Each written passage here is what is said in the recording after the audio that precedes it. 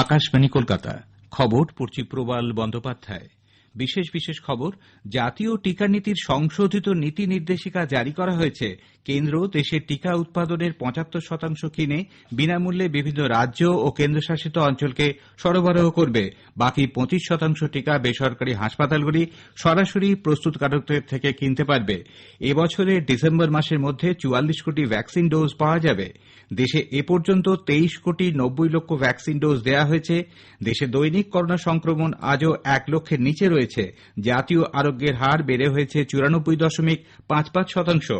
ঘূর্ণিঝড় ইয়াসের ক্ষয়ক্ষতি নিয়ে এ রাজ্যে আসা কেন্দ্রীয় দল আজ নবান্নে রাজ্য প্রশাসনের সঙ্গে বৈঠকে বসবেন। দক্ষিণ পশ্চিম মৌসুমী বায়ুর প্রভাবে মুম্বাইতে তুমুল বৃষ্টি শুরু হয়েছে। বঙ্গোপসাগরে আগামী শুক্রবার একটি নিম্নচাপ অঞ্চল তৈরি হওয়ার সম্ভাবনা। এর হাত ধরেই দক্ষিণবঙ্গে বর্ষা আসতে চলেছে। কোভিড-১৯ সংক্রমণ এড়াতে শ্রোতাদের কাছে আমাদের আবেদন, সাবধানতা বজায় রাখুন। ৪টি সহজ উপায় মেনে চললেই সুরক্ষিত থাকা যায়। মাস্ক পরুন, শারীরিক দূরত্ব বজায় রাখতে ২ গজ দূরে থাকুন, হাত আর মুখ পরিষ্কার পরিচ্ছন্ন রাখুন, আর অবশ্যই টিকা নিন। কোভিড নিয়ে যাবতীয় প্রশ্নের জবাব ও পরামর্শ দেবার জন্য জাতীয় হেল্পলাইন নম্বর হল ০১-২৩৯৭-৮০৪৬ এবং ১০৭৫। রাজ্য স্তরের হেল্পলাইন নম্বর ১৮০০-৩১৩-৪৪৪-২22 এবং ০৩৩-২৩৪১-২৬০০। নারী ও শিশু বিকাশ মন্ত্রকের চাইল্ড হেল্পলাইন নম্বর ১০৯৮। মানসিক সাহায্যের জন্য national institute of mental health and neurosciences নিমহান্সের হেল্পলাইন নম্বর ০৮০৪৬১-১০০০৭। আসছি বিস্তারিত সংবাদে।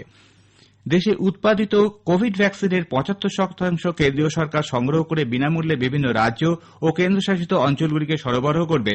সারা দেশের সরকারি টিকাদান কেন্দ্রগুলিতে সমস্ত নাগরিককে বিনামূল্যে এই টিকা দেওয়া হবে। সোমবার প্রধানমন্ত্রীর ঘোষণার পর গতকাল কেন্দ্রীয় স্বাস্থ্য ও পরিবার কল্যাণ মন্ত্রক জাতীয় কোভিড টিকাদান কর্মসূচি রূপায়ণের জন্য সংশোধিত নির্দেশিকা জারি করেছে। আগামী ২১শে জুন থেকে এই সংশোধিত নির্দেশিকা বলবৎ হবে। এই নির্দেশিকায় বলা হয়েছে, জনসংখ্যা, আক্রান্ত রোগীর সংখ্যা এবং টিকাদানের অগ্রগতির উপর ভিত্তি করে বিভিন্ন রাজ্য ও কেন্দ্রশাসিত অঞ্চলকে করোনার টিকা সরবরাহ করা হবে। টিকার অপচয় হলে যোগানের ওপর তার নেতিবাচক প্রভাব পড়বে। নাগরিকদের সুবিধার জন্য জেলা এবং স্থানীয় টিকাদান কেন্দ্রে টিকার লভ্যতা সম্পর্কে জনপরিসরে তথ্য জানিয়ে দিতে রাজ্যগুলিকে পরামর্শ দেওয়া হয়েছে। সংশোধিত নির্দেশিকায় আরও বলা হয়েছে, দেশীয় টিকা প্রস্তুতকারকরা সরাসরি বেসরকারি হাসপাতালগুলিকে টিকা দিতে পারবে, তবে তা হবে প্রতি মাসে উৎপাদনের সর্বোচ্চ ২৫% পর্যন্ত। রাজ্য এবং কেন্দ্রশাসিত অঞ্চলগুলি বেসরকারি হাসপাতালগুলির চাহিদা বিবেচনা করে বড় ও ছোট হাসপাতালগুলির মধ্যে টিকার বন্টন যাতে সাম্যের ভিত্তিতে তা সুনিশ্চিত করতে বলা হয়েছে। মোট চাহিদার উপর ভিত্তি করে বেসরকারি হাসপাতালগুলি যাতে টিকার যোগান পায়, ভারত সরকার তা দেখবে। এর ফলে ছোট এবং প্রত্যন্ত এলাকার বেসরকারি হাসপাতালগুলি সময় মতো টিকার যোগান পেতে সুবিধা হবে। ভ্যাকসিন প্রস্তুতকারকরা বেসরকারি হাসপাতালগুলির জন্য টিকার দাম ঘোষণা করবে। বেসরকারি হাসপাতালগুলি সার্ভিস চার্জ বাবদ সর্বোচ্চ ১৫০ টাকা নিতে পারবে। রাজ্য সরকার এই দামের উপর নজর রাখবে। মন্ত্রক আরও জানিয়েছে, লোক কল্যাণের নীতি ও আদর্শকে তুলে ধরতে হস্তান্তর অযোগ্য ইলেকট্রনিক ভাউচারের ব্যবহারকে উৎসাহিত করা হবে। এই ভাউচার দেখিয়ে বেসরকারি টিকাদান কেন্দ্রে টিকা নেওয়া যাবে। বেসরকারি টিকাদান কেন্দ্রে আর্থিকভাবে পিছিয়ে থাকা শ্রেণীর মানুষের টিকাদানকে একটি সাহায্য করবে। আগের মতো কোউইন প্ল্যাটফর্মেও টিকা স্লট বুক করা যাবে। সব সরকারি এবং বেসরকারি টিকাদান কেন্দ্রে গিয়েও নাগরিকরা নাম নথিভুক্ত করতে পারবেন। মন্ত্রক বলেছে, রাজ্য সরকারগুলির চাহিদা মতো জাতীয় টিকাদান কর্মসূচিকে সংশোধন করা হল। বহু রাজ্য সরকার টিকা সংগ্রহের তহবিল এবং অন্যান্য অসুবিধার কথা জানিয়েছিল। এতে টিকাদান অভিযানের গতি ব্যাহত হয়। আগের নির্দেশিকা অনুযায়ী কেন্দ্র ৫০% টিকা সংগ্রহ করে বিনামূল্যে রাজ্য সরকারকে সরবরাহ করত। বাকি ৫০% রাজ্য ও বেসরকারি হাসপাতালগুলির প্রস্তুতকারক সংস্থাগুলির কাছ থেকে সরাসরি কিনতে পারত। চলতি বছরের ডিসেম্বর পর্যন্ত ৪৪ কোটি কোভিড-১৯ ভ্যাকসিন পাওয়া যাবে। এর মধ্যে ২৫ কোটি কোভিশিল্ড ও ১৯ কোটি কোভ্যাক্সিনের ডোজ মিলবে। এবছরের ১৬ই জানুয়ারি থেকে দেশে যে সর্ববৃহৎ টিকাকরণ অভিযান শুরু হয়েছে, তাতে রাজ্য ও কেন্দ্রশাসিত অঞ্চলগুলির উদ্যোগকে কেন্দ্র সর্বাত্মক সহযোগিতা দিচ্ছে। বিভিন্ন মহল থেকে কেন্দ্রীয় সরকারের কাছে দাবি জানানোর পর গত মে মাস থেকে ১৮ থেকে ৪৪ বছর বয়সীদের জন্য টিকাকরণের তৃতীয় পর্যায় শুরু হয়েছে। সরাসরি স্বাস্থ্য পরিষেবার মাধ্যমে এই বয়ঃক্রমের সকলে বিনামূল্যে করোনার টিকা পাবেন। দেশে দেশে এ পর্যন্ত 23,90,00,000-এরও বেশি কোভিড টিকা দেওয়া হয়েছে। গত 24 ঘণ্টায় দেশে দেওয়া হয়েছে 27,76,000 ভ্যাকসিন ডোজ। এর মধ্যে 22,67,000 প্রথম ডোজ এবং 2,90,000-এর কিছু বেশি দ্বিতীয় ডোজ পেয়েছেন। এবছর 16ই জানুয়ারি দেশের বৃহত্তম টিকাকরণ অভিযান শুরু হয়। কেন্দ্রীয় স্বাস্থ্য মন্ত্রক জানিয়েছে 18 থেকে 44 বছর বয়সীদের মধ্যে 13,32,000-এর কিছু বেশি প্রথম ডোজ এবং 76,000-এর কিছু বেশি দ্বিতীয় ডোজ পেয়েছেন। তৃতীয় পর্যায়ের টিকাকরণ অভিযান শুরু হওয়ার পর এই বয়সসীমার মোট 3,17,00,000-এরও বেশি করোনার টিকা পেয়েছেন। মন্ত্রক আরও জানিয়েছে বিহার, দিল্লি, গুজরাট, হরিয়ানা, কর্ণাটক, মধ্যপ্রদেশ, মহারাষ্ট্র, রাজস্থান, তামিলনাড়ু, উত্তরপ্রদেশ এবং পশ্চিমবঙ্গে 18 থেকে 44 বছর বয়সীদের মধ্যে 10 লক্ষেরও বেশি করে টিকার প্রথম ডোজ পেয়েছেন। আইসিএমআর জানিয়েছে এ পর্যন্ত 37,01,00,000-এরও বেশি নমুনা পরীক্ষা করা হয়েছে। গতকাল 19,85,967টি নমুনা পরীক্ষা করা হয়। নীতি আয়োগের সদস্য ড ভিকে পল জানিয়েছেন দেশের সমস্ত নাগরিক তাদের আয় যাই হোক না কেন বিনামূল্যে ভ্যাকসিন পাওয়ার যোগ্য। গতকাল সাংবাদিকদের তিনি বলেন সরকার ইতিমধ্যেই 25 কোটি ডোজ কোভিশিল্ড এবং 19 কোটি ডোজ কোভ্যাক্সিনের বরাদ দিয়েছে। কলকাতা পুরসভার 18টি কেন্দ্র থেকে আজ 18 থেকে 44 বছর বয়সী সুপার স্প্রেডার অর্থাৎ হকার, পরিবহন কর্মীদের ভ্যাকসিন দেওয়া বন্ধ থাকছে। পুরসভার পক্ষে অতীন ঘোষ জানিয়েছেন কেন্দ্রের নতুন নির্দেশে রাজ্য সরকার এখন ভ্যাকসিন কিনতে পারবে না। ভ্যাকসিন এলে আগামীকাল থেকে আবার টিকা দেওয়ার কাজ শুরু হবে বলে তিনি জানান।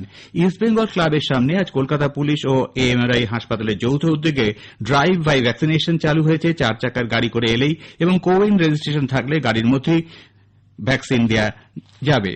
দেশে দৈনিক করোনা সংক্রমণ 1 লক্ষের নিচে থাকলেও আজ তা সামান্য বেড়েছে মৃত্যুর সংখ্যাও। সুস্থ হয়ে ওঠার সংখ্যাও কমেছে। কেন্দ্রীয় স্বাস্থ্য মন্ত্রকের আজ সকালের রিপোর্ট অনুযায়ী গত 24 ঘণ্টায় 92,596 জন নতুন করে সংক্রমিত হয়েছেন। সুস্থ হয়েছেন 1,62,664 জন। টানা 27 দিন ধরে সংক্রমিতের তুলনায় আরোগ্যপ্রাপ্তের সংখ্যা বেশি হচ্ছে। জাতীয় আরোগ্যের হার আরও কিছুটা বেড়ে হয়েছে 94.55%। পশ্চিমবঙ্গে দৈনিক করোনা সংক্রমণ আরও কিছুটা কমে 5,427 হয়েছে। দৈনিক মৃত্যুর সংখ্যাও 100-র নিচে নেমে এসেছে। রাজ্যের স্বাস্থ্য দপ্তরের গত সন্ধ্যার রিপোর্ট অনুযায়ী এই সময় 12,290 জন সুস্থ হয়েছেন। আরোগ্যের হার বেড়ে হয়েছে 97.47%। মেয়েদের শ্মশানে যাওয়া উচিত নয়, এই কুসংস্কারকে উপেক্ষা করে জলপাইগুড়ির এক মহিলা সংগঠন মৃতদেহ সৎকারের বন্দোবস্ত করে নজির করেছে। কাবেরী সরকারের নেতৃত্বে 25 জন মহিলাকে নিয়ে তৈরি এই মুক্তধারা সংগঠন এখন করোনায় মৃত মানুষদের পরিবারের কাছে পরম ভরসাস্থল। কাবেরী সরকার আমাদের জেলা সংবাদদাতাকে জানিয়েছেন, কেন আমরা ধরা পড়াচ্ছি, তারপরে আমরা এসে প্রোটেস্ট করেছি, থানা থেকে তাকে অ্যারেস্ট করা হয়েছে। আমাদের সঙ্গে সঙ্গে প্রশাসন আমাদেরকে খুব হেল্প করছে এই ব্যাপারে। রাত 3 আমরা চলি, ওরা অ্যালার্ট থাকে, আমরা ডাকলে চলে আসে দেখে। কিন্তু আমাদের প্রতি খুব অন্যায় করা হয়, খুব অন্যায় করা হচ্ছে, আমাদেরকে আইসোলেট করা হচ্ছে, আমাদেরকে বাড়িতে ঢুকতে দেয়। কেন্দ্রীয় স্বরাষ্ট্র মন্ত্রকের যুগ্ম সচিব এস.কে. সহায়ের নেতৃত্বে 7 সদস্যের দলটি গতকাল আকাশপথে ইয়াস বিদ্ধ দীঘায় গিয়ে পৌঁছয়। পরে দুটি দলে ভাগ হয়ে তারা পূর্ব মেদিনীপুর জেলায় সমুদ্র উপকূলবর্তী জেলাগুলি পরিদর্শন করেন। কেন্দ্রীয় দলটি আজ দক্ষিণ 24 পরগনার পূজালি পরিদর্শন করবেন। কেন্দ্রীয় দলটি আজ নবান্নে রাজ্য সরকারের সঙ্গে বৈঠকের পর দিল্লি ফিরে গিয়ে কেন্দ্রীয় স্বরাষ্ট্র মন্ত্রকের রিপোর্ট জমা দেবেন। তার উপর ভিত্তি করেই ক্ষতিপূরণের অঙ্ক স্থির করা হবে। পদ্ধতি ও প্রযুক্তিগতভাবে ত্রুটি থাকায় বাজ পড়া নিয়ে সঠিক সময়ে পূর্বাভাস না মেলায় পশ্চিমবঙ্গ সরকার এই সংক্রান্ত প্রকল্পটি পুনর্নবীকরণ না করার সিদ্ধান্ত নিয়েছে। বিপর্যয় ব্যবস্থাপনা দপ্তরের মন্ত্রী জাভেদ খান জানিয়েছেন 2015 সালে আমেরিকার নিউ ইয়র্কের একটি সংস্থার সঙ্গে সল্টলেকের একটি সংস্থা চুক্তিবদ্ধ হওয়ার পরে পাইলট প্রকল্প হিসেবে রাজ্য সরকারের উদ্যোগে আলিপুর, কলকাতা বিশ্ববিদ্যালয়, হাওড়ার মতো কয়েকটি জায়গায় লাইটনিং ডিটেক্টর বসানো হয়েছিল। কিন্তু কার্যক্ষেত্রে সেগুলি বাজ পড়ার মাত্র 10 মিনিট আগে পূর্বাভাস দিচ্ছে। উল্লেখ্য, গত দুদিনে দক্ষিণবঙ্গে বাজ পড়ে কম করেও 34 জনের মৃত্যুর খবর পাওয়া গেছে। রাজ্যের বিরোধী দলনেতা শুভেন্দু অধিকারী আজ নতুন দিল্লিতে প্রধানমন্ত্রী নরেন্দ্র মোদীর সঙ্গে বৈঠকে বসেন। রাজ্যের বিভিন্ন বিষয় নিয়ে তাদের মধ্যে আলোচনা হয় বলে সূত্রের খবর। রাজ্যের বিজেপি আগামী 23 জুন থেকে জেলায় জেলায় ধর্ণা আন্দোলন শুরু করবে। সন্ত্রাস, পুলিশের নিষ্ক্রিয়তা এবং ভ্যাকসিন নিয়ে রাজনীতির বিরুদ্ধে এই আন্দোলন বলে রাজ্য বিজেপি সভাপতি দিলীপ ঘোষ জানিয়েছেন। দক্ষিণ পশ্চিম মৌসুমী বায়ু মহারাষ্ট্রের 35% এলাকায় পৌঁছে গেছে। 11 থেকে 13 তারিখের মধ্যে সমগ্র রাজ্যে বর্ষা শুরু হয়ে যাবে বলে আশা করা হচ্ছে। মুম্বাই সহ আশেপাশের অনেক জেলায় প্রাক বর্ষার বৃষ্টি ইতিমধ্যে শুরু হয়েছে। আজ মুম্বাইতে তুমুল বৃষ্টি হচ্ছে। এদিকে উত্তর বঙ্গোপসাগরে আগামী শুক্রবার নাগাদ নিম্নচাপ অঞ্চল তৈরি হওয়ার সম্ভাবনা। সেজন্য ওই দিন সকালের পর থেকে পশ্চিমবঙ্গের মৎস্যজীবীদের সমুদ্রে যেতে নিষেধ করা হয়েছে। যারা ইতিমধ্যে সমুদ্রে গেছেন তাদের 10 তারিখ সন্ধ্যার মধ্যে ফিরে আসতে বলা হয়েছে। খবর শেষ হল।